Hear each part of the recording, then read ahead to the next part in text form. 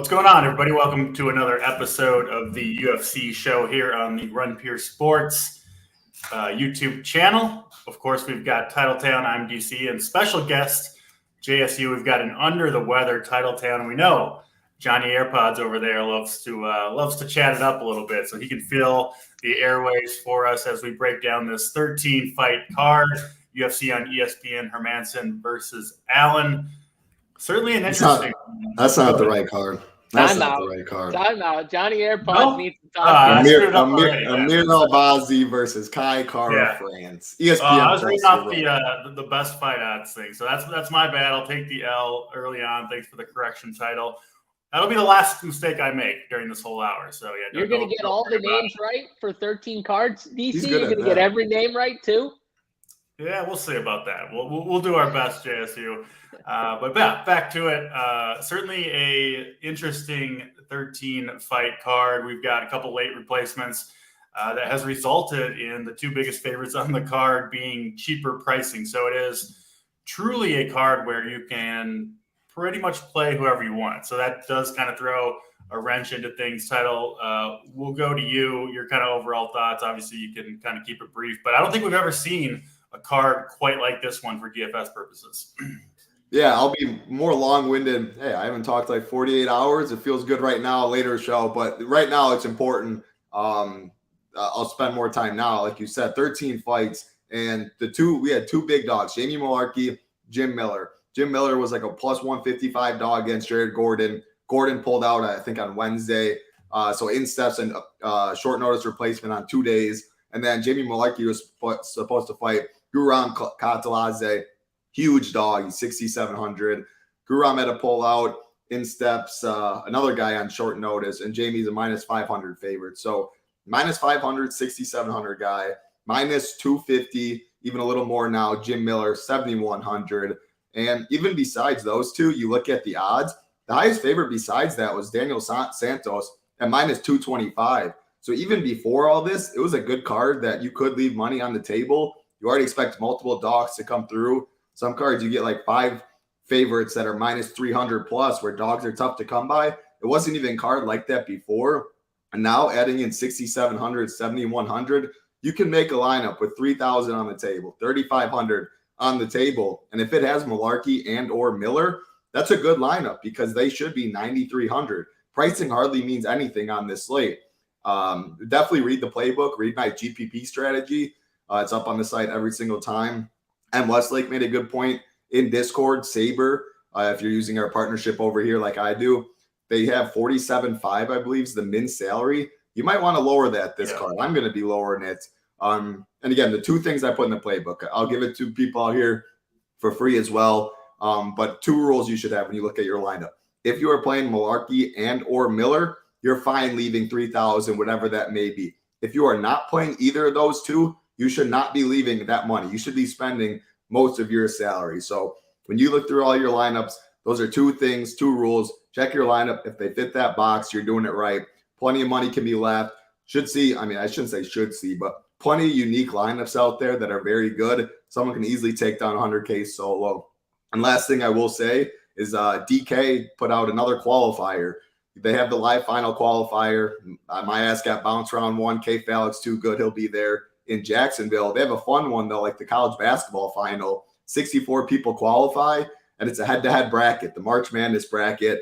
They all did fill out already. I put in the playbook yesterday, put it in Discord. They had like title. There's still two spots open actually in the 90. It's because I max entered it. That's why. So there's 2 spots left. Get in. So there's 2 spots in the $95, and then they have a $30, and there's still actually 90 spots left in the $30. So it's because I maxed it that I didn't see it. So actually there is spots that are good call, JSU. So if you want to get in that, I guess it is still open.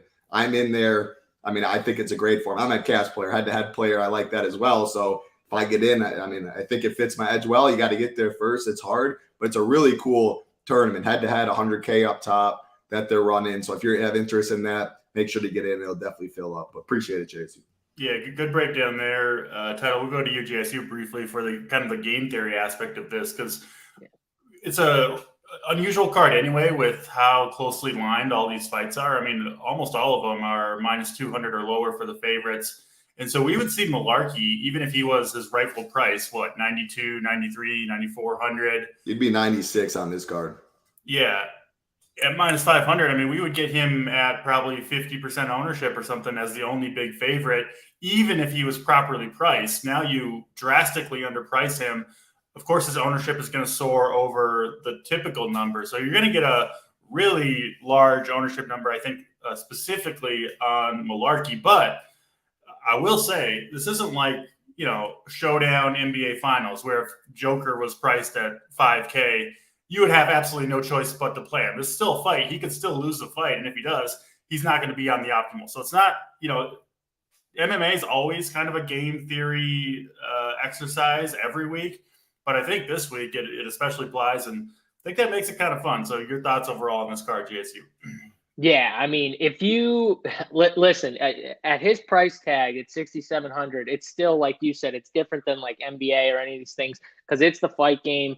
Anyone can lose at any time. Also, too, with so many closely lined fights, even if he did win, and let's say he put up 80 points. Yeah, 85 I put in the playbook. I'd have 0%. So he puts up 85, right? Tell me he has 85, I get 0.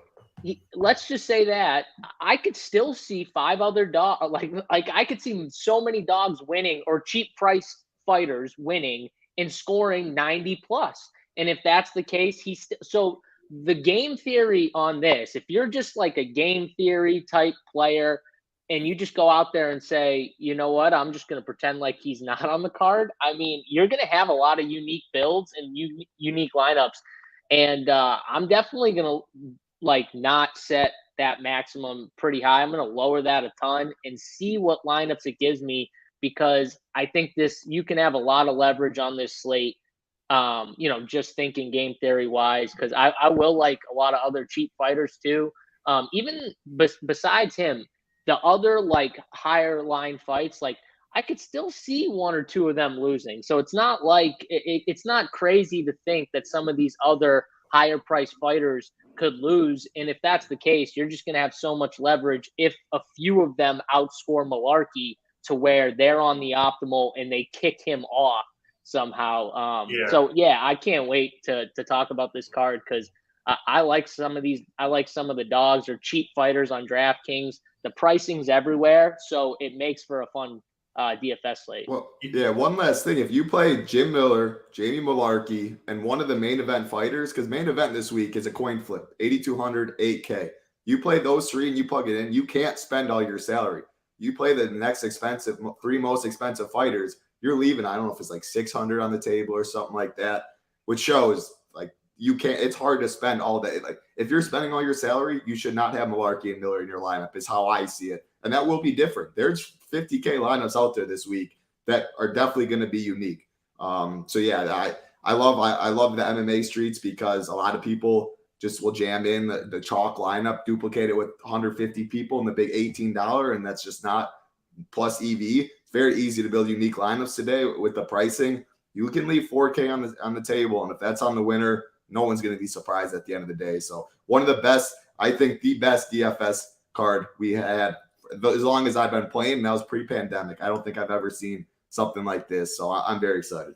Yeah, I think it's got especially for a big card, 13 fights, it's got a much higher chance to see a solo winner, but it's also got a pretty high chance to see a massive, massive duplicate. If I hope not. Don't jinx me. No, I think we see a solo. I think we see a solo. So you're right. If Malarkey and Jim Miller, I mean, if those two put up big boy scores, you're probably going to see a dupe because, I mean, not necessarily, but 50 plus and 70%. Title. What if all the 9K guys lose? Yeah. What if all those then fighters whoever leaves 7K on the table is going to win. Exactly. That's my point, though. And I think there's viability to playing lineups where there's no 9K fighters and leaving 6, 7, 5K, stuff like that. I ran my first run with Saber and I didn't touch anything. I just took out the couple fighters that I was fading, like 3 fighters, and I ran it. And I'm telling you right now, my top build I'm looking at right now left 5K. That's just my top build. and I didn't touch anything. So that's not with me messing with any of the projections on Sabre or anything, which I'm going to do.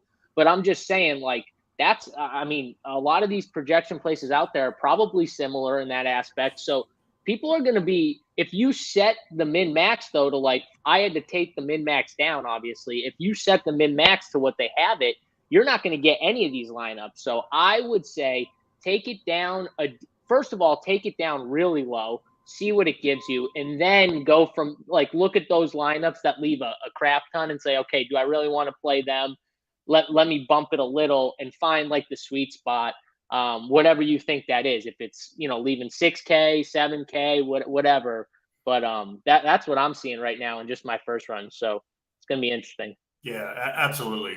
We'll get into all 13 fights now. It's more game theory talk than we typically open with, but I think it's warranted certainly on this unique card. With that, first fight of the night, Maxim Grisham, Philippe Linz. It is Grisham who is a slight favorite. Like a lot of fighters on this card, most of these are pretty close. Grisham sitting there at around minus 125. I think this is Linz's second or third fight down at light heavyweight. He was fighting at heavyweight for a while, I believe, title. So, yeah, what do you see here between Grisham and Linz? Yeah, Linz is definitely better at light heavyweight. So these guys were supposed to fight back in October. Grisham hasn't fought since when they were supposed to fight. Linz had to pull out. Linz has fought once since that fight was supposed to be booked. He fought OSP, and OSP is so over the hill. The dude didn't even want to be in the octagon. Linz put up a slate breaker, 49 seconds, got the knockout. But I really don't like this fight much. And how I do it, looking at the playbook, is I love the fights on the main card. The later the card goes, the more I like the fights. And earlier in these prelims, I don't have as much interest. I think it's going to mainly stay on the feet. It's going to be a kickboxing fight at range. Yeah, both these guys have been knocked out a couple times, but I think it's mainly a 15-minute kickboxing match, low scoring. I mean, I'm looking for finishes on this card, and I'm looking for 100+ on this card. And what that means is you pretty much need a round one finish from both guys. Otherwise, I don't really think it's going to be on the optimal. Again, salary doesn't really mean much. But even if Grisham was 7,800 instead of 8,800, I really wouldn't like him much on this card. So I'm not really getting anything in this fight. I would prefer Linz than Grisham. Maybe I think he has a little more wrestling upside. Maybe he did get 4 takedowns against Pragniow. Maybe he's getting leg kick, piece up a little bit on the feet, and he does have success with the takedowns. But I don't really see that the case. If you're playing 20 teams or less, I wouldn't have much of this fight. I like Linz a little more than Grisham, I guess, with the price. Maybe has a little more upside, but kind of a fight fade to start it off for me. Yeah, what do you have here, JSU? Yeah, so I like Linz in this fight, especially on DraftKings when you're looking at 7,400 to 8,800. I'm not playing any Grisham, I don't think. So that's going to be one fighter I'm probably going to kick out of my pool at 8,800. I think Linz wins this fight. Now, I do think he could try and get some takedowns here. Grisham has been taken down, I think, 7 times in his last 4 fights. So I could see Linz trying to do that, and I think he is better there too. So honestly, I think he also looked, decent. Whereas, where was Pragniow? He got 4 takedowns, and then he knocks out St. Pruix or whatever. But I think he's just a better fighter overall. So I'm getting the dog price, dog money, even though it's pretty close. I'm going to go with the dog here and Linz in the 7,400 tag for DraftKings. I won't be like overexposed to it. Like, I'm not going to be super heavy on him on DraftKings, but I will have exposure to him, and I will be fading Grisham at 8,800. Makes sense. We'll go to the next fight on the card. 2 newer fighters to the UFC, Darman Blackshear, Luan Lucerda. Both fighters coming off a loss, but it is Lucerda who is a moderate favorite here, at least for this card, sitting around minus 155. Back to you, Title. What do you see, Blackshear and Lucerda? Yeah, I like Lucerda in this fight. I won't have much. The Blackshear, look at the inside of the distance props right away. Lucerda plus 190, Blackshear plus 650. I mean, a plus 650 inside the distance. You need a lot to go right, especially with all these cheap dogs that we do have. You want 100+. I don't think Blackshear really has that upside. So, no, not much Blackshear for me. He will be low owned. So if you're playing a Malarkey, you're playing Jim Miller, you're playing Tim Elliott, you need a really low owned guy. Sure, Blackshear fits it fine. I don't really like him much though. I like Lucerda because he definitely has upside. He made his UFC debut against Cody Stamann, very tough UFC debut. And Lucerda comes in. I mean, he's a primary grappler, very good grappler. 8 wins by 10 of his 12 wins by submissions. And he came out against Cody Stamann. He stood toe to toe with him. He got outlanded 103-80. But man, I was impressed with this striking. And then finally in round 3, he takes him down, gets a little bit of control time. I mean, we know Cody Stamann. He's a dog, good wrestler. Lucerda definitely impressed me in that fight. Blackshear, his problem has been is takedown defense. Yusuf Zalal got some takedowns on him. Reed Basharat got some takedowns, and he can't be held on the mat. So I think Lucerda has takedown upside. And when he's on the mat, he does have a nasty submission game. Blackshear is also a black belt, though. It is tough to submit him. Lucerda definitely can't do it, though. Decision maybe with takedown upside and stuff, but I think he can finish Blackshear as well. He has 100-plus point upside at 8,700, which is all I can ask for. I was impressed in his debut. Don't like Blackshear's upside. I wouldn't be shocked at all if he wins. I mean, he's only a plus 130 dog, but again, in this card with the pricing and the game theory and all that, I want 6 fighters that are giving me 100-plus. I don't think Blackshear can do that. I think Lucerda can do that, so yeah, give me Lucerda. Yeah, I lean Lucerda here too. JSU, what do you see, Lucerda, Blackshear? I will say too, Blackshear, his last 2 fights, like the last fight against Basharat, he almost had that armbar title, like at the very end. I don't know if you remember that, but round 3. That was so close. Round 3, and he was losing the fight. Yeah. So like, obviously, if it went to he lost. Obviously, he was losing it, but he can be dangerous too off of his back. We've seen him, you know. He almost got Zalal twice with the ankle. He can get taken down. The thing with him though is I think he's comfortable a little bit off of his back. The problem is Lucerda is legit, and I don't think he's going to be as comfortable with him as opposed to these other 2 guys that he's faced already. But I will say that they were pretty close fights, even though he lost against Basharat. He held his own, in my opinion, there. And same with Zalal. He lost steam, though, in the 3rd round. He got 10-8. He took the fight on short notice against Zalal. Yeah. So he won the first 2 rounds. He got absolutely 10-8 with no cardio in the 3rd. But he did look good in the 3rd against Basharat. So this is why I like Lucerda, though. I actually love Lucerda. I think he finishes him here. It might be on the feet, too, but Zalal hit him with a body shot and just absolutely dropped him. This is Zalal, too. Lucerda, in the last fight against Stamann, you said he stood toe-to-toe. He threw 43 significant body strikes. If he throws 43, I'm telling you right now, he's going to put him down with a strike right to the midsection here. Those kicks are lethal, too, when he throws them. I think he puts him out with a body shot here. You see him drop him. Maybe he finishes him after that, like just ground and pound, but I think he goes for the body. I think the body is wide open. He's going to see that and just attack him. Did it to Stamann. I could see him doing it here to Blackshear too, who, I think it's finished either maybe in the 2nd round. Maybe he gasses out after 1 round and then gets finished in the 2nd. But I like Lucerda a ton. I like it. 3 for 3 on Lucerda there. Next fight, we'll go to the women's division. Bantamweight, 115ers here. Elise Reed, Jin Yu Fry. Both of these fighters have been in the UFC for a number of fights. This one I'm not super interested in from a DFS perspective. I mean, usually, the smaller ladies, at least they throw a ton of volume. We don't even see that from these 2 fighters. Not a ton of takedowns either, both less than 1 per 15 minutes. So, yeah, throw that in with a fight favored to go the distance. And at least to me, seems like one that's pretty uninteresting from a DFS perspective. Title, how do you see this one? Yeah, you know the drill, DC. We've been doing it long enough. Close coin flip women's fight, most favored to go to the decision. You got to parlay 2 things, getting the winner right and it scoring enough to be on the optimal. Hey, it's beat me plenty of times, and when it beats me, I go on to the next card. But yeah, no thanks to me. We'll throw it back to our old friend Keg. Maybe a split decision here between these 2 ladies would be a good bet. JSU, your thoughts here? I can talk a lot, even when there's stuff that I don't know that much about. I can really talk. I don't have much to say on this fight, so that should tell you everything you need to know about what I'm doing here. I will say, if I had to play one, it'd probably be Jin Yu Fry, just because if there's upside, it's probably her with takedowns. She hardly shoots for them, but Elise Reed is definitely struggling on the mat at times. if you want to make an excuse to play one, it'd probably be Fry. But and she's 7,600, right? Title. So the thing is, just salaries hard. If this was a card where salaries mattered, I would probably have Fry as at least a play there.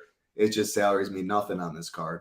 Yeah, like I think Linz is a better play for 200 less. I think there are other cheap, fighters around her where it's like you said, in a different card. I think Fry wins the fight, but I'm not probably going to play her in DFS because I just don't see as much upside as some of these other cheaper fighters. Yeah, make yourself a cocktail, take your dog for a walk, pump out some push-ups. And bet the split. Yeah, bet the split. There you go. Jamie Malarkey and Naimov are next. Muhammad Naimov. This fight, obviously, we spent a decent amount kind of breaking it down, from a game theory perspective.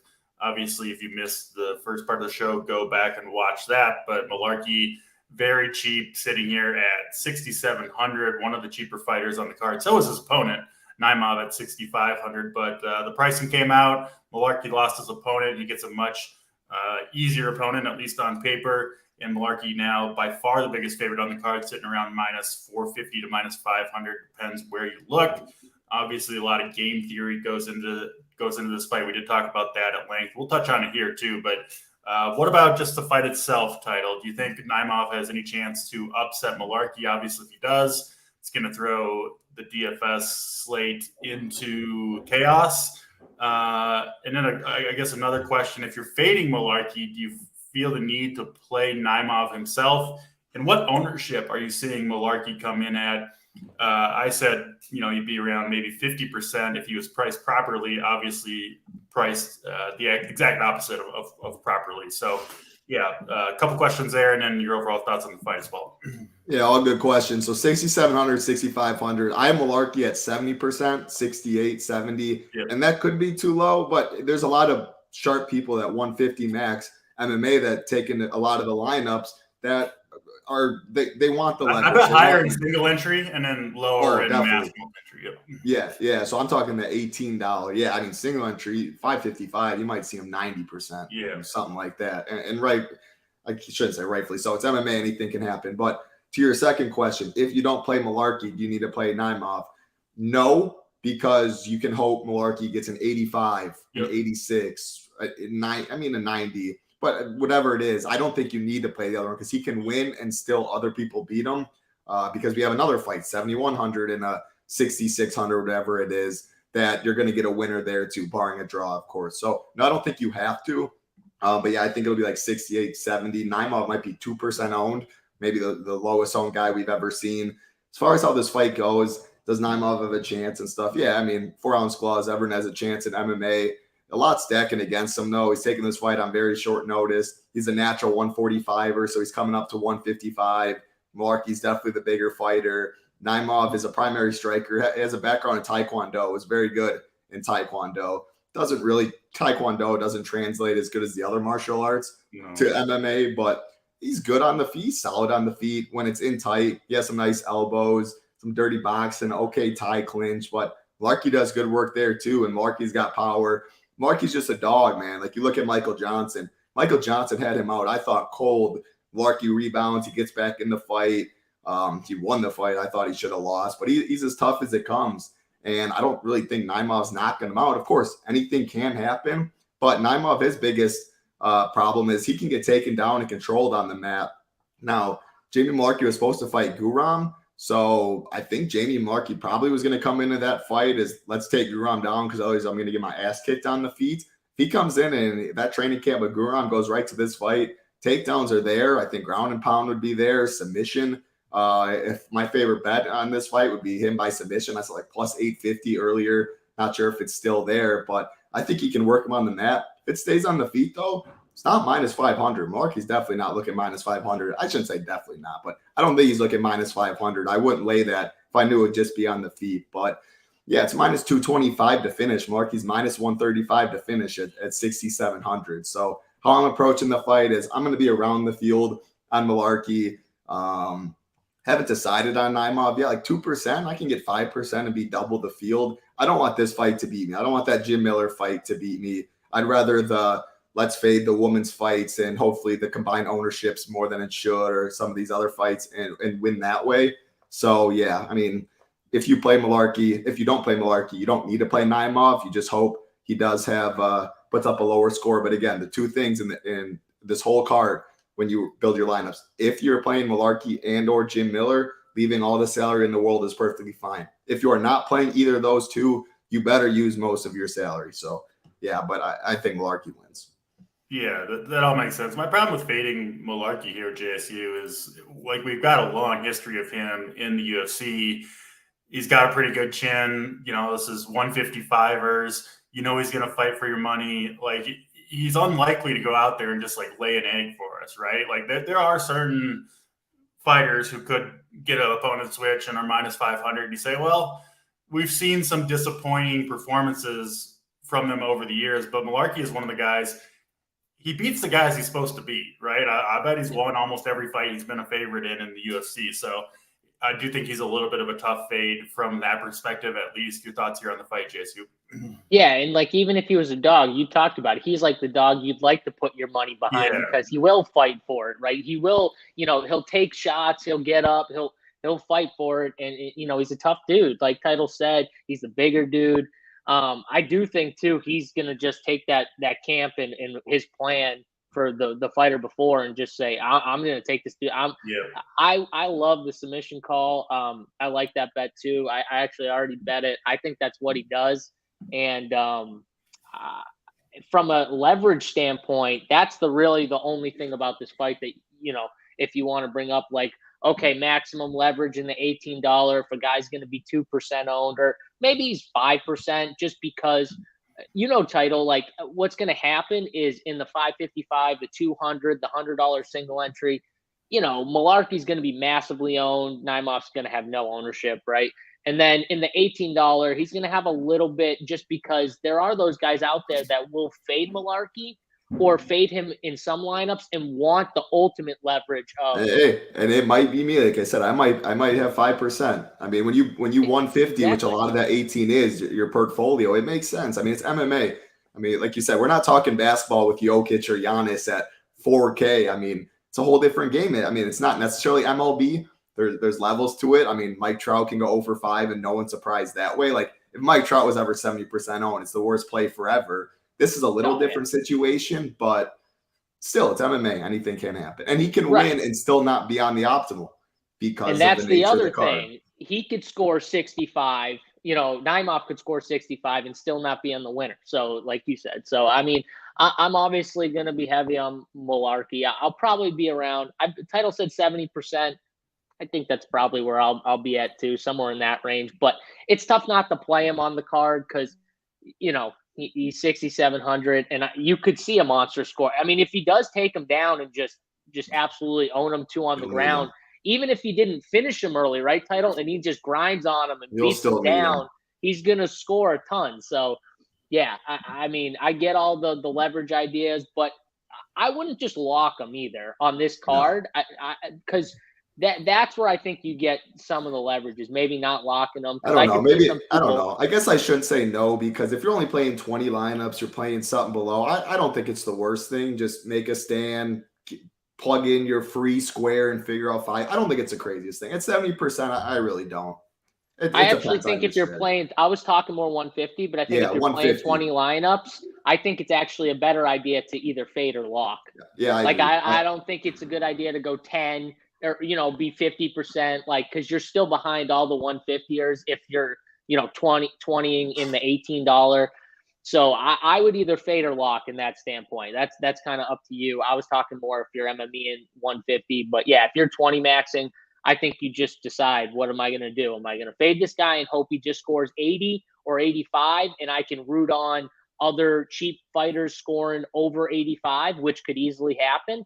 That makes a ton of sense. And in that case, you fade. If you think like Malarkey's just going to absolutely roll and he's going to have a massive score, then you should just hit the lock button. Even if he gets you 85, it's still not saying maybe you won't ship, but you're going to be still in a not terrible position. So. Yeah, absolutely. Lots of interesting stuff here on this card and the Malarkey fight in general. I think overall, just make sure you're thinking about your lineups that you build and how you can be unique, because it is one of those cards where that becomes even more important. We'll keep it moving. Before we do, just a reminder, hit the like button. Really does help us out, bringing you these UFC shows free of charge each and every week. Of course, we've got plenty of other free content here on the channel, and we do have a brand new promo code. One of the best offers that we've had in a while.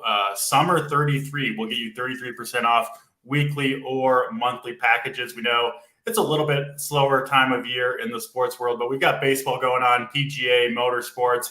The best ball streets, of course, are heating up for NFL, which is not far away. So still tons of good stuff over at runpeersports.com. You can join the winner circle. Promo code SUMMER33 for 33% off weekly or monthly packages. All right, let's get into the final nine fights on this card. That was my second mistake. I promise no more, but I was a liar. John Castaneda and Gafurov. It is Castaneda, who's a pretty decent, actually not a huge favorite here. Minus 135 or so. Another closely lined fight on this card. Several more to come, even beyond this. What do you see between these two titles? I see a fun fight. I definitely have interest in this one. I think it'll be a high pace. I like both guys. We'll start with Gafurov because he is making his UFC debut out of Tajikistan. I did butcher that name a little bit, but you'll see plenty of fighters come out of there in the future. They're about to take over like the Dagestanians did, but 10 wins by KO, 7 by sub. All 4 of his losses have come by submission. I mean, dude has power on the feet. He throws a lot of spinning techniques, and his bread and butter is the wrestling and the top pressure, which I do like. Now, he did gas in his last fight, which is concerning the longer this fight goes, and he did take this fight on short notice too. So I am a little worried about the gas tank and the longer the fight goes. He does have a tough fight on the other end, though. John Castaneda is no slouch himself either. Throws good volume, 4.66 significant strikes per minute. Averages 1.34 takedowns, 8 wins by KO, 6 by sub. You've got 2 well-rounded fighters that are going to push a high pace, throw solid volume. I expect it to hit the mat multiple times. I think the scrambles will be fun. You could see some reversals. I think the winner has a big ceiling in this one. So, yeah, how I'm going about this card, mainly, like, I don't like the Elise Reed fight, really. I don't like the Max and Grisham fight, really. I'm picking fights that I think have 100-plus point upside, or fighters for that matter. Again, all I want is 6 fights, 6 fighters that are getting me 100-plus. I think both these guys can definitely get me 100-plus. I'm leaning Gafurov. It doesn't feel good. I see the dog money. He's flashy. He has a lot of power. I think he can do it on the mat as well. But I also love myself some Castaneda too. So I'll be overweight on both these guys. I love the fight. Gafurov's going to be the pick. But yeah, I think it's a high pace, high tempo fight and the winner score as well. But I don't feel great. Like I'm not going to bet plus 110 Gafurov. I respect Castaneda enough that way. Give me a lot of this fight in DFS. So. Yeah, makes sense. Said Gafurov gassed in that first fight. He did get a number of takedowns there.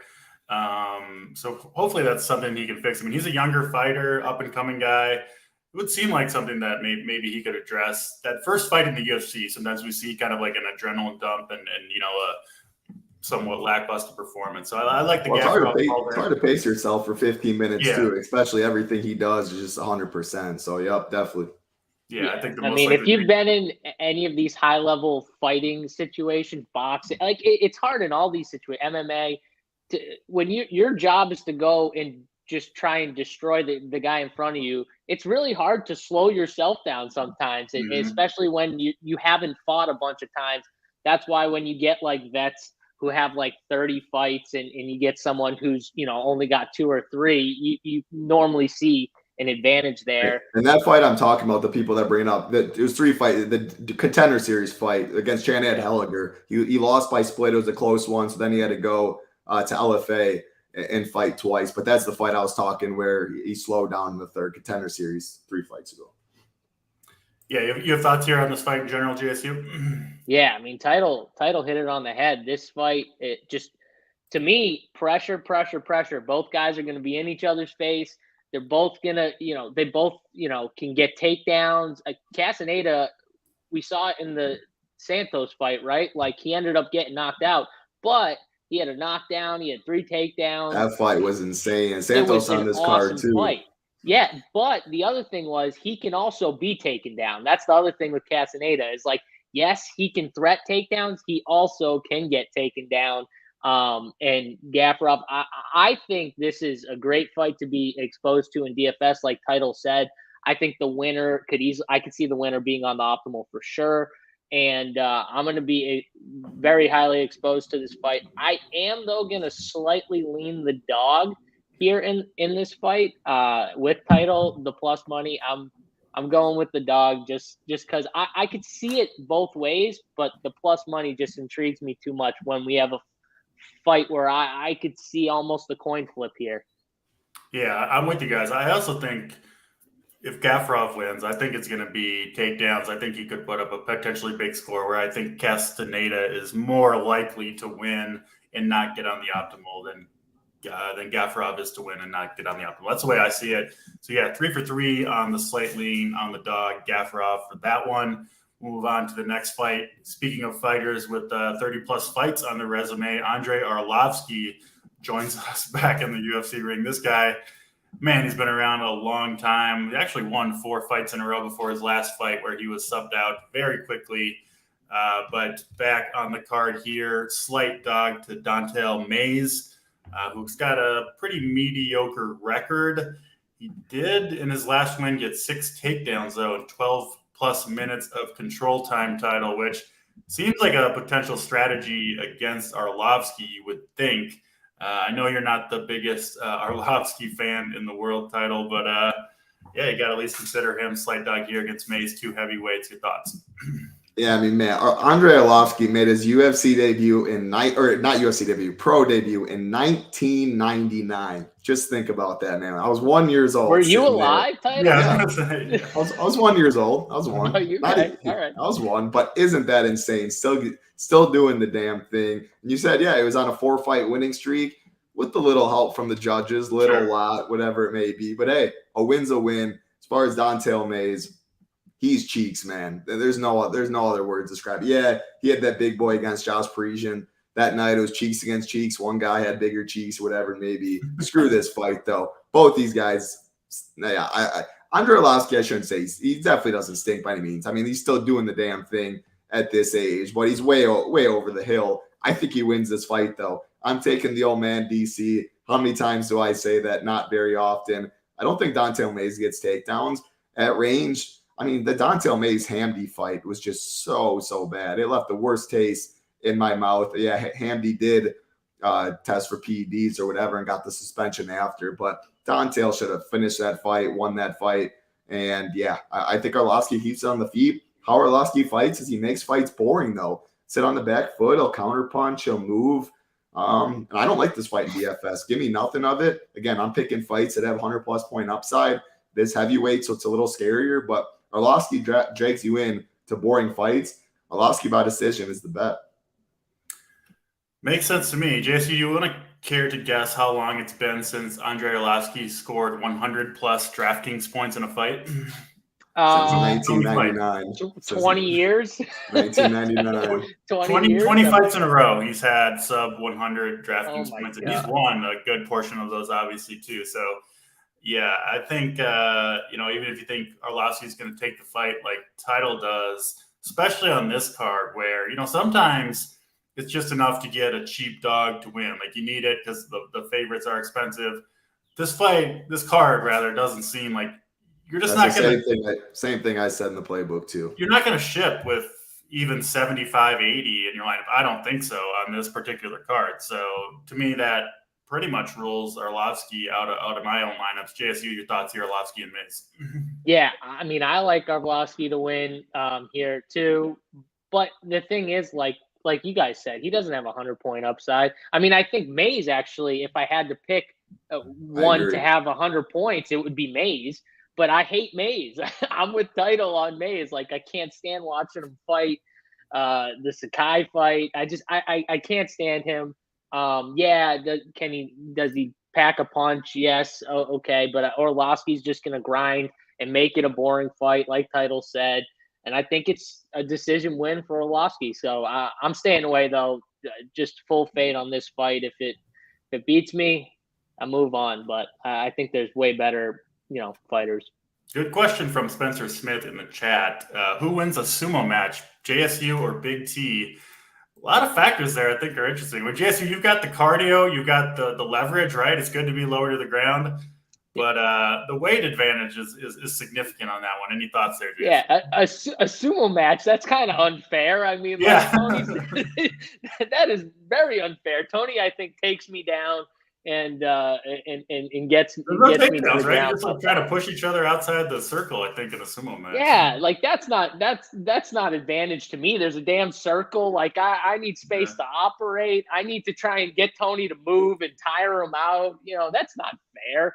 So he probably wins the damn sumo match. I don't know. I'll give you a fighting chance on that one. Tyler, your thoughts? I'll take myself in any other. Well, type especially of, with JSU. Yeah, I was gonna say JSU will always take himself. So if he's not taking himself, definitely going on Big T side. All right. I mean, title. The job is for him to push me. I mean, out. Yeah. You know what I mean? My only chance would be for me to get him to whiff and throw himself out. Yeah. You know what I'm saying? Which maybe could happen. I think you got a couple paths to victory here. You use the leverage, body, and pull the chair on him. I mean, hey. Yeah. I definitely have pulled the chair on many a big guy playing hoops. I will say so. I could maybe do that, but I think I'd take Tony. We'll see if we can make it happen at the next RPS get together. We'll move it along to the next fight on the card. I believe the third biggest favorite is Daniel Santos over Johnny Munoz. He's sitting around minus 230, so by no means a huge favorite or anything like that. In terms of finishing, this fight is expected to finish inside the distance, sitting around minus 200 to do so. So I would imagine Santos on a fight where salary is not a thing, going to come in fairly heavily owned. Title, your thoughts here, Santos and Munoz? Yeah, what a fight. We were supposed to get this fight a couple weeks ago, too. We're talking Castaneda and that fight as pressure. I mean, Santos and Castaneda, all Santos does is pressure. Trained with Charles Oliveira, shoot to box, has that Muay Thai stance. I mean, the dude is game. Very fun, very, very hittable, which is scary. But, man, he has showed a chin so far, and he'll deliver power the other way, deliver good volume. The dude's got grappling. Very fun fight. Johnny Munoz, grappler. That's all he is, really, is a grappler. I mean, on the feet, it's definitely scary. Tony Gravely put him, which seemed like Tony Gravely hardly even touched him, knocked his ass out cold. I'm worried about him on the feet, no doubt about it. I think Santos eventually does knock him out. But, man, I hope this fight hits the mat at some times because these scrambles between these two would be so much fun. I love this fight. Johnny Munoz is going to be – Johnny Munoz is one of my favorite dogs on the card. If there was minus 300s, minus 500s, all that, he has 100-plus point upside. He can – Jamie Malarkey puts up 85. Johnny Munoz can easily beat 85. Plenty of these guys, Victor Altamirano, some of these other guys. So, yeah, Munoz is going to be way lower owned because of the nature of the slate. He has as much upside as anyone on this card. And minus 225 favorite, Munoz on the way back at plus 175.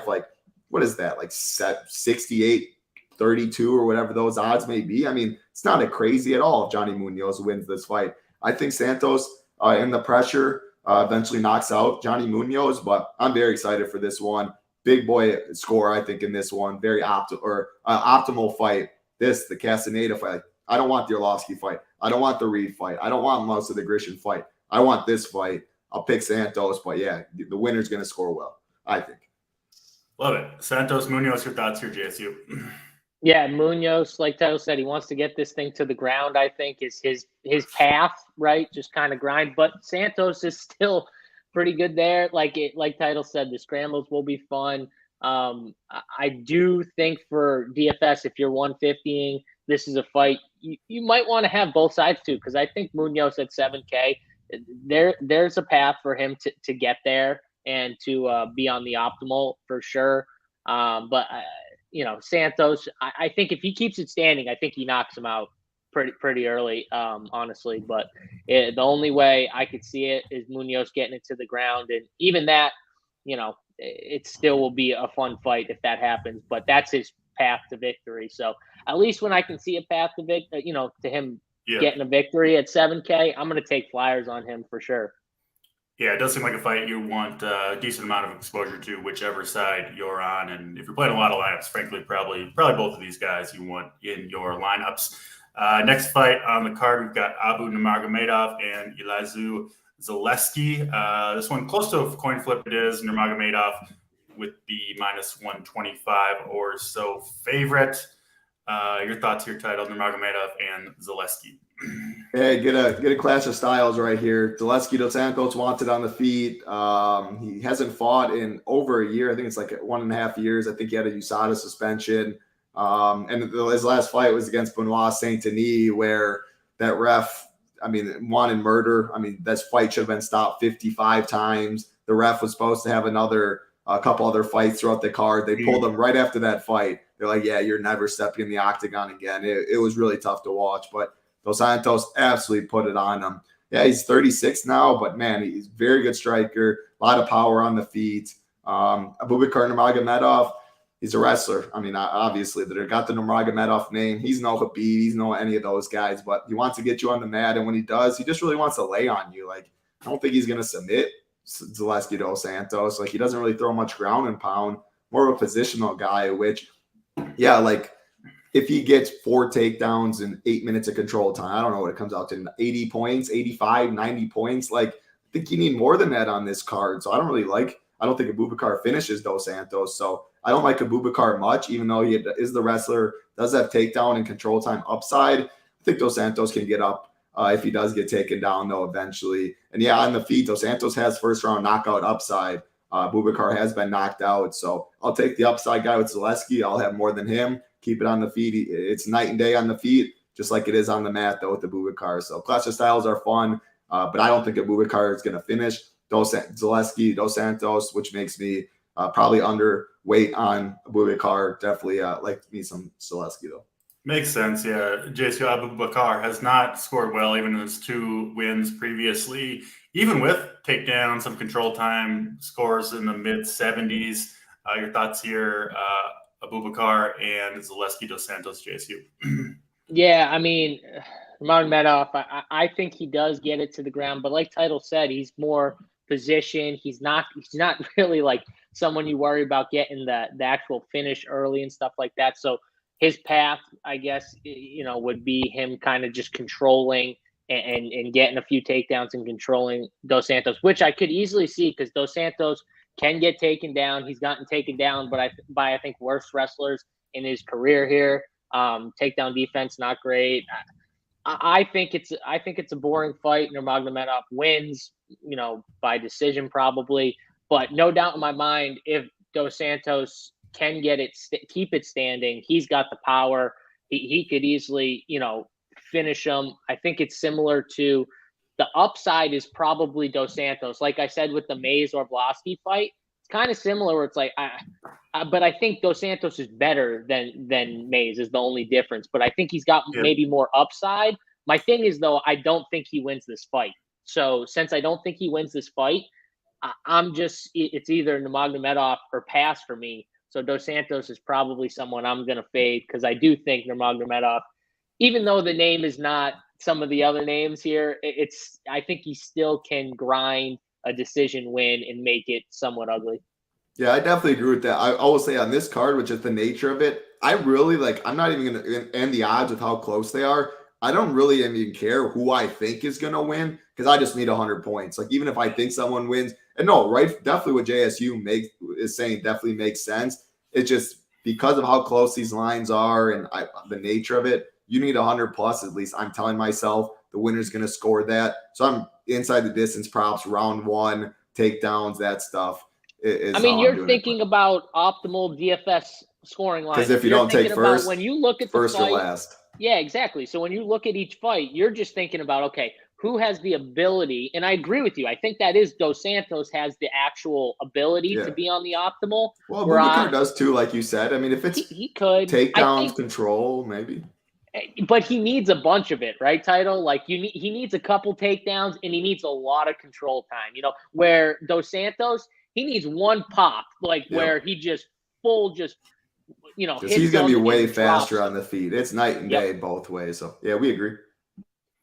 All right, we'll get to the main card. Obviously, been shuffled around with some of the cancellations and all that. But we do start in the women's flyweight division, 125ers. 2 Brazilian women here, Silva, did have a pretty good win in her official UFC debut submission win. She'll fight newcomer Souza, and it is Silva who's a pretty big favorite, at least for this card, sitting around -200 to -210, depending on where you look. Interesting one here, Title. I'm always intrigued by newcomers to the women's division. Always have high hopes that maybe we'll get a new exciting fighter. Usually doesn't happen quite that way, but who knows what we'll see here. What do you see Silva and Souza, the Brazilians, going at it? Yeah, I don't know. I will say, to be fair, though, I have a little more hope when I see a new Brazilian newcomer. It feels like these Brazilians, it feels like they just have a lot more upside. I mean, they fight better, usually better competition on the regional scene, so they're not as green when they come in, and usually have pretty good training partners. I'm a little excited, but I'm excited for this fight. We're talking women's fight. Not every day you see a -110 Silva, not even the fight to finish, one chick to finish the fight. And why? She's 15-4. All 15 of her wins have come by finish. 3 of her 4 losses have come by finish. She's kill or be killed. Her fights don't hit the 3rd round, which is why I love this fight. I think Silva comes out. She's a mad woman. If you have one word to describe her, it's feisty. On the feet, she's got power. She's dirty. She can take you down. She can ground and pound you. She can do all that stuff. But she goes balls to the wall, and she can't keep it up for 15 minutes, which is why Souza on the other side is 6,900 plus 600 inside the distance. So I don't love it that way. Like, can she score 100 plus? She might be 3% owned on this card. I think we will see more sub 10% single digit owned fighters on this card than we've ever seen. Just because if you go to the 6K, like, everyone's going to play Malarkey, everyone's going to play Miller.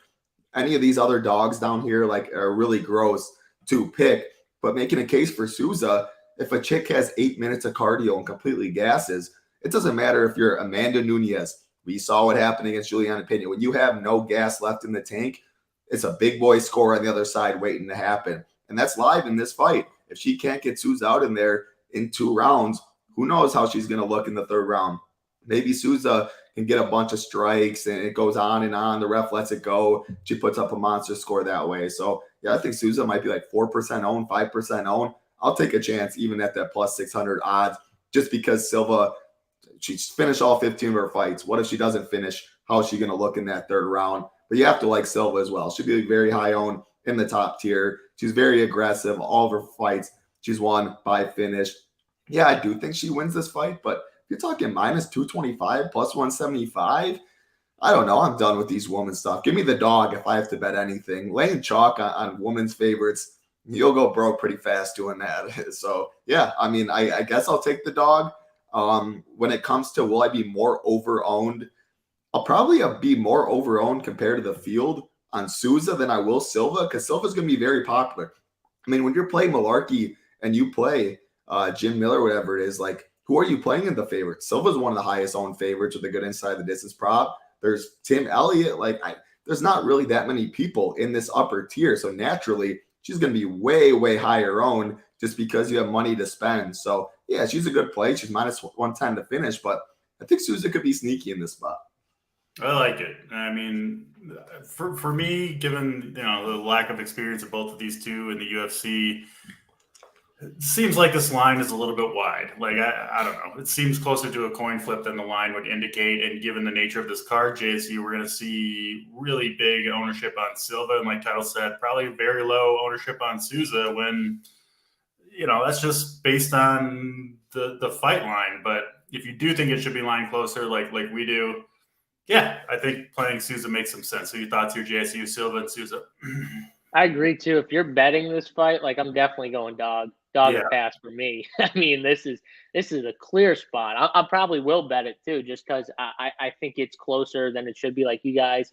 And for DFS, when you look at Silva, like, for me personally, too, like, I look at those Santos. There's 3 guys in the 9K range. Silva's obviously one of them. And then you got Santos and Tim Elliott.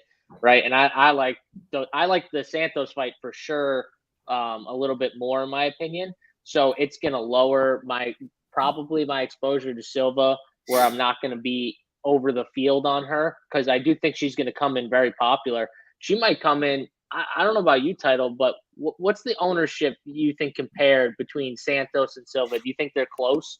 Yeah, I think they're pretty close.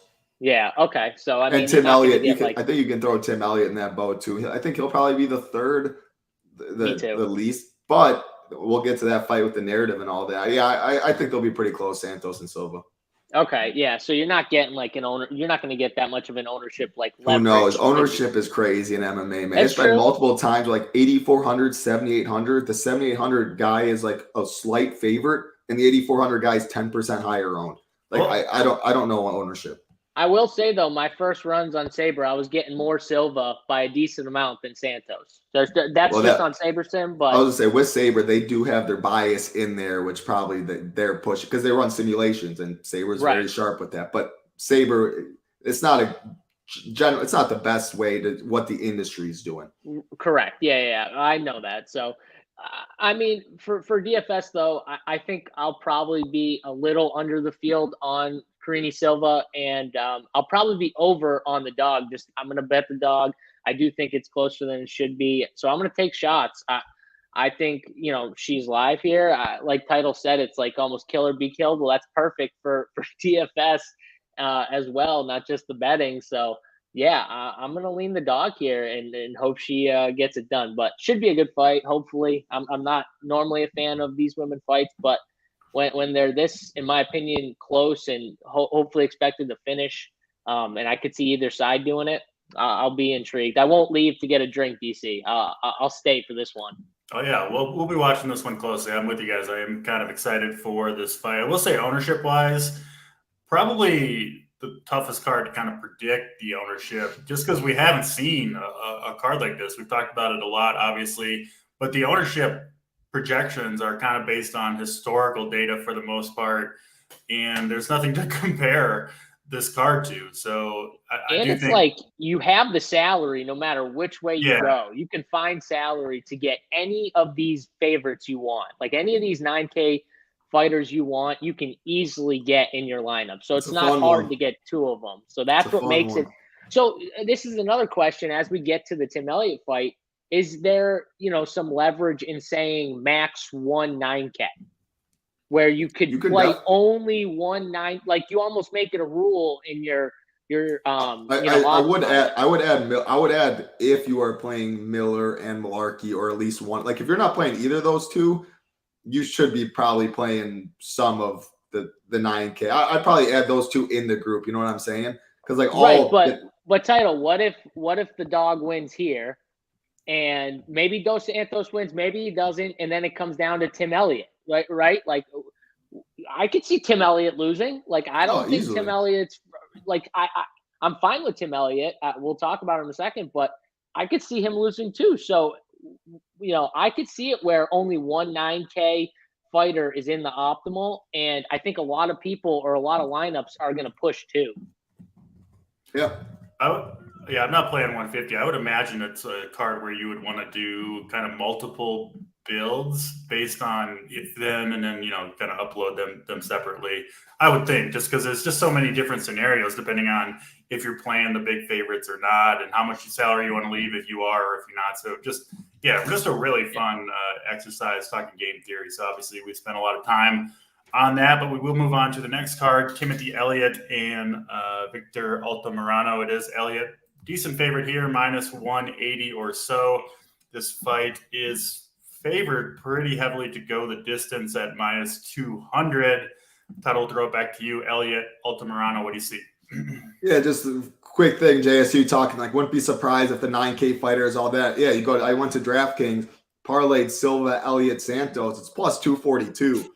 So, yeah, I mean, it's pretty, it's not very good out. Like, one of these guys is probably going to lose. Maybe all three of them lose. Like, it's very closely lined in this 9K range. And Matthew Moore, would you play in the chalk? Would you leave a lot of salary? Yeah, everyone's going to be. You can't even build. Like I said, if you plug one of the main event fighters, Jamie Malarkey, the highest or biggest favorite, Jim Miller, the second biggest favorite, you can't even spend all your salary if you try. So definitely will be leaving a lot of salary.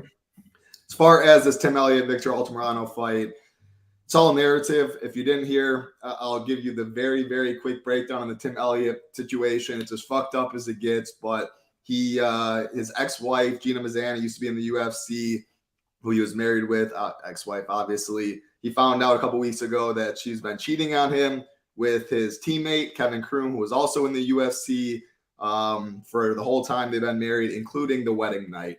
So imagine getting all of that thrown at you. He said he had to post stuff on Twitter so he wouldn't be thrown in jail. Man, who the fuck knows what Tim Elliott we're going to get. He's talking he's going to be a wild man. He's going to knock out Victor Altamirano. What Elliott are we going to get? Are we going to get the smart Elliott? Because if we get the smart Elliott that wants to kill him, that means he's going to take his ass down, which he best path to victory. He can take Victor Altamirano down, and he is going to pound the shit out of him like he did. I shouldn't have probably used all those words together, but you go down saying just like he did against Espinosa, where there was bad blood. If I ever remembers that Jordan Espinosa fight, Espinosa, I think it was like a woman beater. He did something like that. Tim Elliott had his ass on the ground, beating the shit out of him, talking to him the whole time. And the UFC was like, what in the world is going on? No one knew anything about it. Tim Elliott's looked awful in a lot of fights. And then that fight where he had a bad blood absolutely had his best performance. I don't usually like doing this, but I don't know how you can avoid a narrative street. We're all human beings. Like, obviously, this is very important in his life. Has he been training? Has he been training very hard? Has he not been training too much? Has he bet? Who knows what the fuck's going on? But guess what? In MMA, give me all the volatility in the world.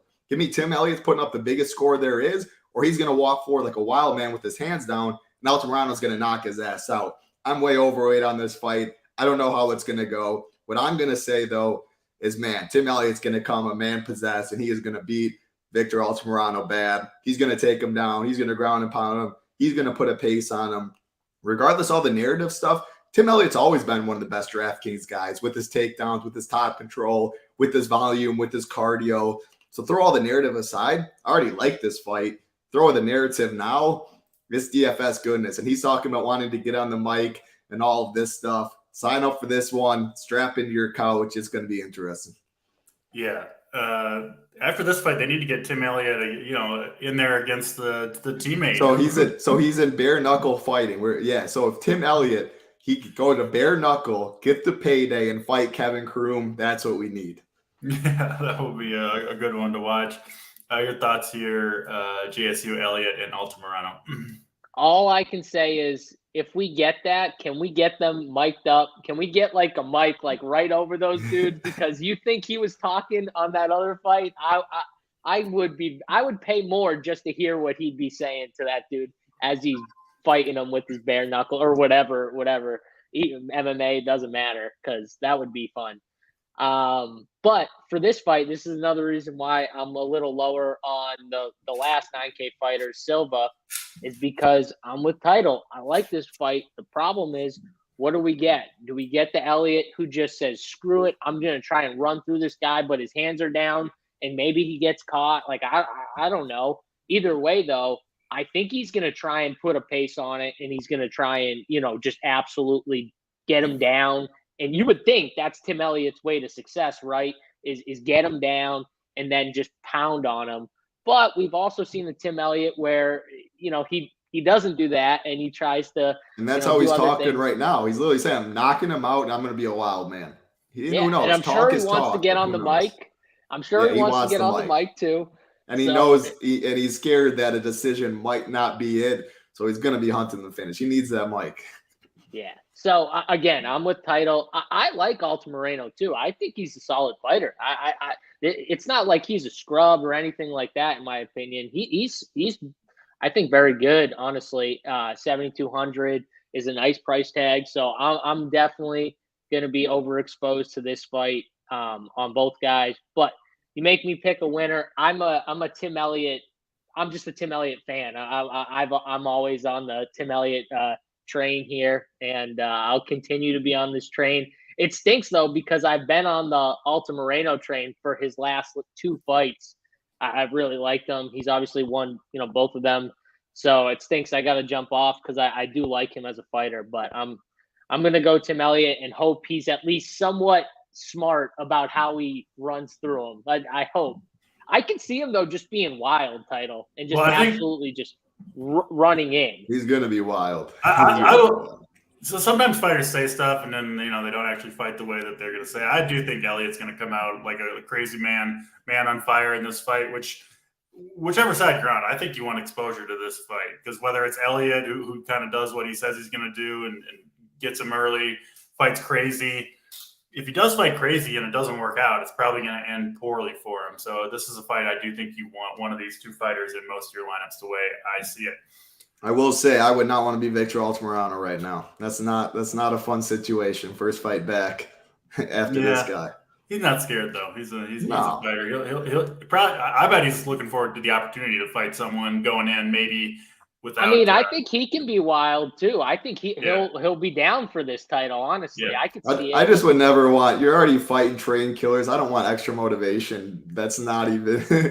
I mean, he's going to be looking at him like it's Kevin Kroom, and there might be problems. 100%. That's he's not seeing Victor Altamirano in the ring. He's looking at Kevin Kroom the whole time, or picturing him in his mind as he's trying to whoop this dude. Seems like an opportunity to me for Altamirano to for sure catch Elliott. He could catch him for. Yeah. He could you look at the odds. It's minus 175, plus 140, and Altamirano's 7,200. That's why we're talking like.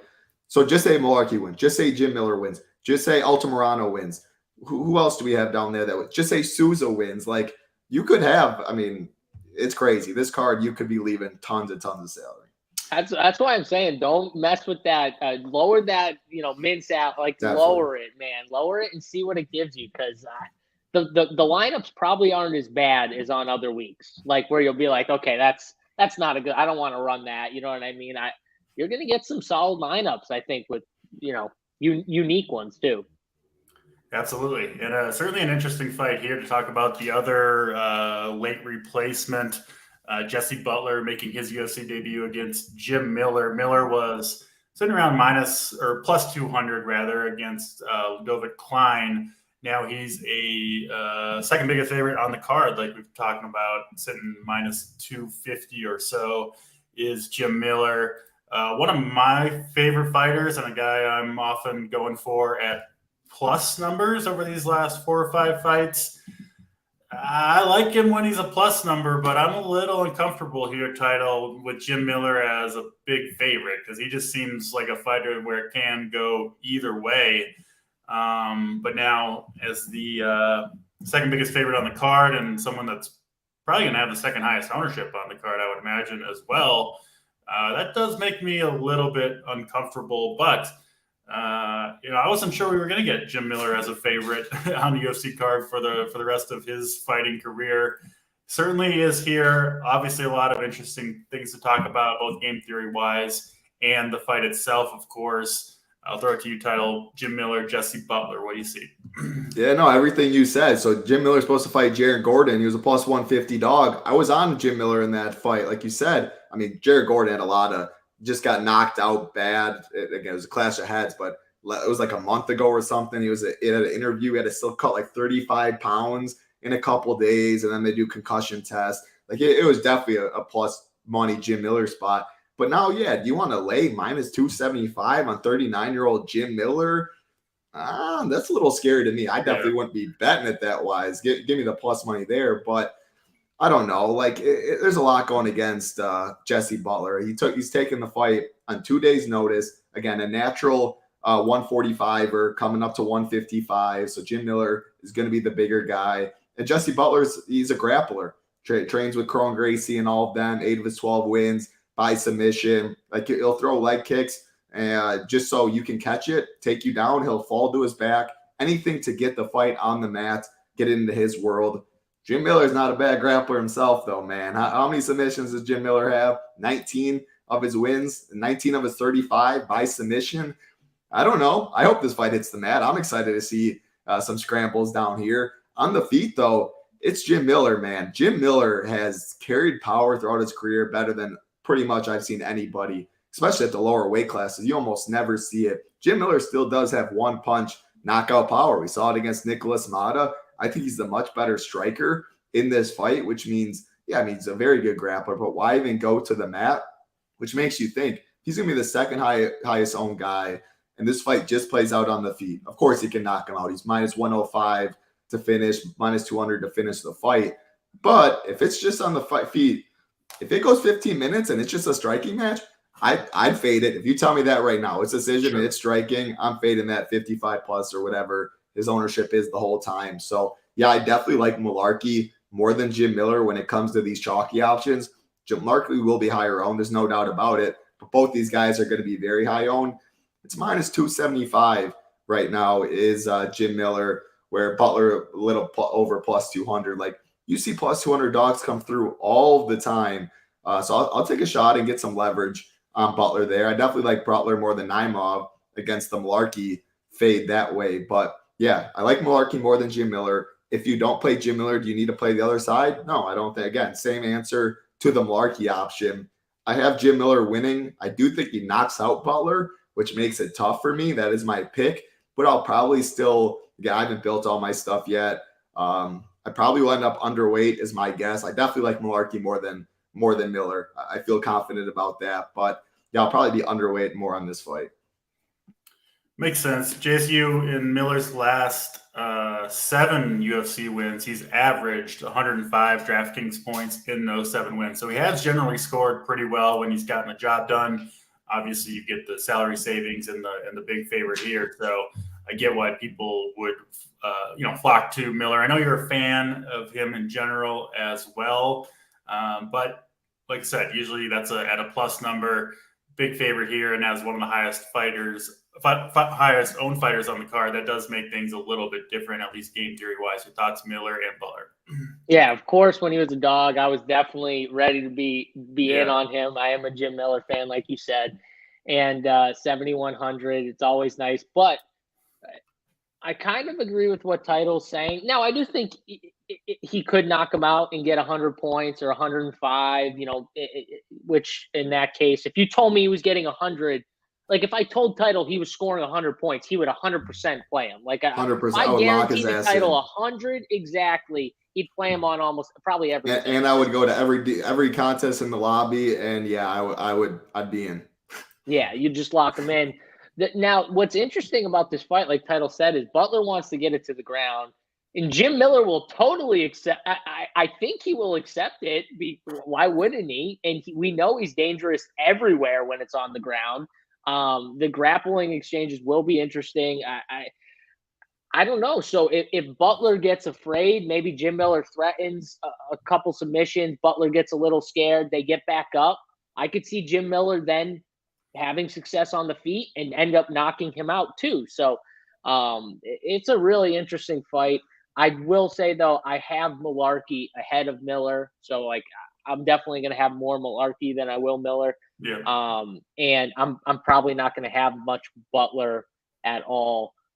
So it's Miller or pass for me. I'm still, if I was going to bet, I'm probably just Miller or pass, but I don't know right now. It does seem like a fight though, where it's like, it's not a good thing when Butler wants to get to the mat with a seasoned vet like Jim Miller. Like that sounds like a bad strategy. I will say though, he does. I mean, out of Chrome Gracie, they got grappler specialists there too. Matt Schnell, like I said, I want to hit the mat because I think it'll be a lot of fun. I'm not counting him out against anyone. When you train at that gym, your grappling credentials are definitely next level. But I want to see it. I want to hit the mat because it'll be fun. Well, we'll see if he's next level because I don't think Jim Miller is going to be afraid of, going to the mat. If you're Jim Miller, though, it's like, why? Like, who cares? Well, I agree with you, but I don't – if he gets on his back, I don't – like, he's going to be fine. Like, I don't think he's afraid of it. Like, no, he won't be afraid, but why do it? Yeah, why do it if you think you have the advantage on the feet? 100%. I'm just saying I don't think it's bad when the recipe for you is something that – tough fight. The seasoned vet fighter with like 50-something fights will just absolutely accept. What I will say, though, is I thought these odds, 2 days notice, up a weight class, all of this, and he's not even minus 300. Like, something surprised me a little bit. Books are giving Butler more respect than I thought. Right when I saw this, I was like, minus 400, no doubt about it, which sometimes you're like, huh? I mean, Vegas, books know a little more than Title. That's how I look at it. They take a lot more money on that stuff. Sometimes it's like, maybe Butler is a little more live than I initially thought. So just a little last note. Fair enough. 2 more fights to get to. 2 pretty good ones, I think, before we get there. Just a reminder, if you do want to join us over at Run Pure Sports, if you do want Title's full breaking down all these fights, talking game theory, to help you get to the winner's circle on this fight card. And, of course, all the other sports, all sports, one price over at Run for Your Sports. We do have new promo code that won't be up long, but is available now. Summer 33, 33% off any weekly or monthly package over at runforyoursports.com. Hit the like button if you haven't already. We're here breaking it down 90 minutes on Saturday morning. If you're watching, we assume you're enjoying the show. Hit the like button for us. It does really help us out. Allows us to bring you these shows free of charge each and every week when there is a UFC card. All right, last two fights on the card. Alex Caceres minus 180 over Daniel Pineda. Should be a fun one here. Favored to finish inside the distance. Two fighters who generally throw down. What do you see, title Caceres and Pineda? Anytime you see the name Daniel Pineda, you want both sides of the fight. Not very often you see a guy with 28 wins and 28 finishes. Daniel Pineda is that dude when it comes to that, and it's going to be a lot of fun. Yeah, I mean, anytime Daniel Pineda steps in, play both sides of it. Pineda, he starts very fast. He's definitely getting up there in age, and the cardio usually falls off a cliff in 1.5 rounds. So Pineda definitely live. He has power on the feet. He's very nice. Good grappling on the mat. Caceres is also a black belt on the mat too, but Caceres has been submitted 7 times. Good offensive grappler. He's a good grappler in general, but he can definitely be submitted. I'm taking that route. I'm saying Daniel Pineda does give him his 8th submission loss.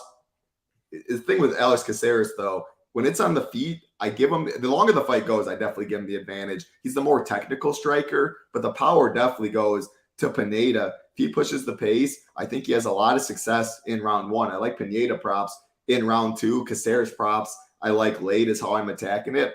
Pineda, another dog right there. We see Altamirano win. We see Pineda win. Malarkey win. Miller win. Like, they have a 100-plus point upside regardless of the price.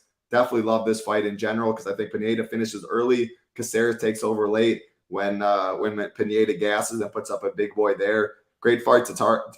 Great fight to target. But yeah, give me the dog price on Pineda. I was impressed with his last fight. The cardio held up more than I thought against Tucker Lutz, and I didn't expect that after the long layoff.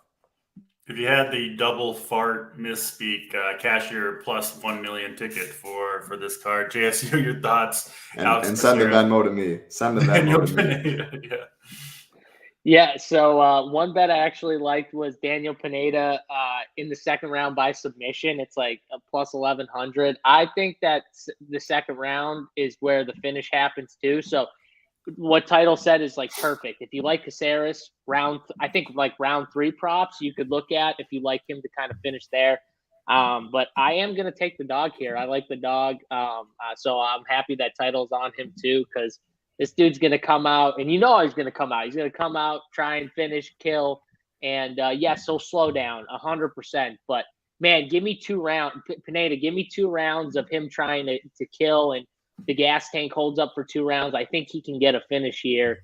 Again, though, if it hits the 3rd round, I'd be betting Caceres because that's where I think he has the best chance. Daniel Pineda, he kind of weathers the storm of Pineda, and then he gets a finish late is how I would look at it. So I'm on the dog, but yeah, if you like Caceres, it'd be probably a later finish, I would say.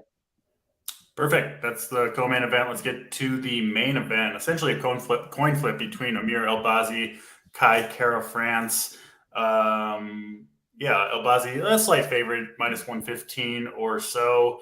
I think we should see a very fun fight between these two fighters that definitely like to throw down.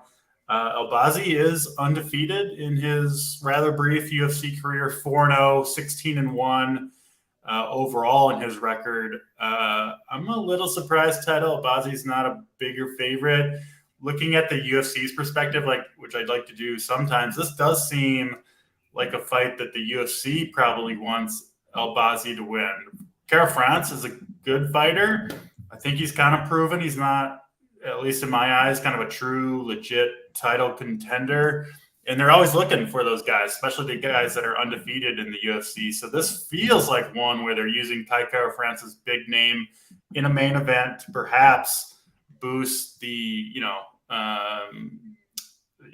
Q rating, the eyes on Amir Albazi. So I kind of like to lean that way sometimes on some of these closer fights. So I'm going with Albazi here. Interested to hear what you have to say between Albazi and Kara-France title. Yeah, definitely a close fight. I mean, Albazi opened minus 150 in the fight, and Kai Kara-France got bought down, and that's why the line is where it's at. Now, to be fair, Kai Kara-France, his last fight against Brandon Moreno, he was winning that fight. One judge, I think, had it for Moreno, which I don't know how, but Kai Kara-France was definitely winning that fight, and that fight was a title fight. The winner was going to go get Figgy, which Moreno did, and Moreno beat him. Moreno landed a perfect body kick on him, shut Kai Kara-France out, but Kai was fighting a great fight, and before that, he was a big dog against Askarov, stuffed all the takedowns, kept it on the feet, and won it there. And man, so my pick in this fight is different than who I'm going to have more of in DFS. My pick is going to be Kai Kara-France. If I had to bet this fight, I'm betting Kai. Very, very good takedown defense. Albazi does his best work on the mat. I think it mainly stays on the feet. And when it does, I mean, I'll take Kai Kara-France. He's fought the way better competition. Albazi, that's the big thing about this. Kai has fought everyone. Cody Garbrandt, Brandon Moreno, Askarov, Brandon Moreno again. Like, you name it, he's fought him. Where you go to Albazi, his UFC run, Malcolm Gordon, cheeks. Saul Zumagulov, yeah, it's his best win. Francis Figueiredo, cheeks. Costa, he's okay, I guess. But he really hasn't fought anyone even close to the level as Kai Kara-France. Now, when I say I'll have more Albazi than Kai Kara-France, you might ask why. Back to the point earlier, 100-plus point upside. Kai Kara-France, he wants it on the feet. He throws solid volume, but he's not like a big power puncher. I don't think he's knocking out Albazi early or anything. Maybe a late finish, something like that. Whereas Albazi, maybe I'm wrong. Maybe his maybe his wrestling, maybe he can take down Kai Kara-France like it's nothing. Maybe it only takes one takedown and his grappling's on the next level. I mean, Albazi is very, very good when it gets to the mat. And on the feet, who knows? Maybe I'm saying Kai Kara-France is the better striker because we really haven't seen it as much from Albazi. I don't think Albazi is a bad striker by any means. I can't say he's better than Kai yet. I do need to see it, but I'll have more Albazi and DFS because he could get a takedown in round one.